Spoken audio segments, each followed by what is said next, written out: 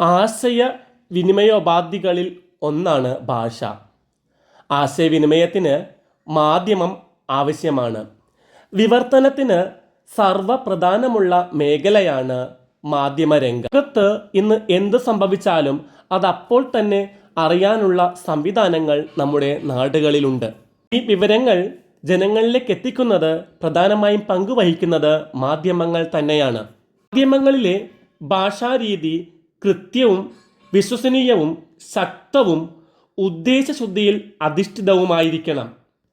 സാർവത്രികവും സാമൂഹികവുമായ ഉയർച്ചയ്ക്ക് വേണ്ടിയുള്ളതായിരിക്കണം മാധ്യമങ്ങളിലെ ഭാഷ. ഇന്നത്തെ അടിസ്ഥാന മാധ്യമം അച്ചടി മാധ്യമങ്ങളാണ്. ഒരു പത്രപ്രവർത്തകന് തനിക്ക് ഇഷ്ടമുള്ള രീതിയിൽ വിവർത്തനം ചെയ്യാൻ കഴിയുകയില്ല. തത്സമയമാണ് ഇവിടെ വിവർത്തനം നടക്കുന്നത്.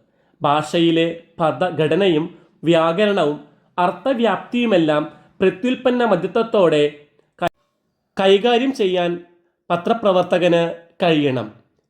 മാധ്യമ വിവർത്തന ചരിത്രത്തിലെ പരിഹാസ്യമായ ഒരു സംഭവം പറയാം. Sleepers lost in the flood.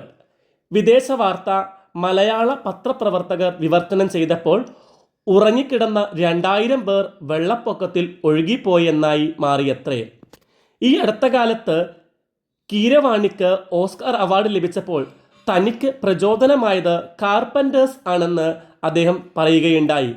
ചില മലയാള മാധ്യമങ്ങൾ ഇതിനെ റിപ്പോർട്ട് ചെയ്തത് ആശാരിമാരുടെ പ്രവൃത്തി ശബ്ദം കേട്ടാണ് താൻ സംഗീതം പഠിച്ചത് എന്നാണ്. എന്നാൽ അതായിരുന്നില്ല അർത്ഥം. ഒരു പഴയകാല സംഗീത ട്രൂപ്പാണ് കാർപ്പൻറ്റേഴ്സ് എന്നത്. സാമാന്യ ജ്ഞാനം പോലും ഇല്ലാതെയുള്ള വിവർത്തനമാണ് ഇവിടെ ഈ തെറ്റ് പറ്റാൻ കാരണമായത്.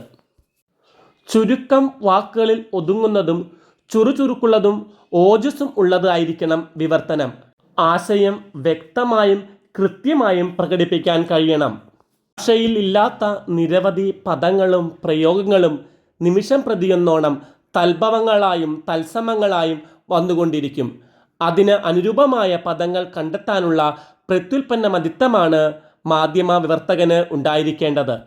ഭാഷാ പദങ്ങൾക്ക് തത്തുല്യമായ മലയാള പദങ്ങൾ ഉണ്ടെന്നിരിക്കെ അവ ഉപയോഗിക്കാതെ വികലമായ പദങ്ങൾ ഉപയോഗിക്കുന്ന മാധ്യമ പ്രവർത്തകരെയും നമുക്ക് കാണാം. ലളിതവും മിതവുമായ വാക്കുകളിലൂടെയാണ് ഒരു മാധ്യമ പ്രവർത്തകൻ ആശയങ്ങൾ പ്രകടിപ്പിക്കേണ്ടത്.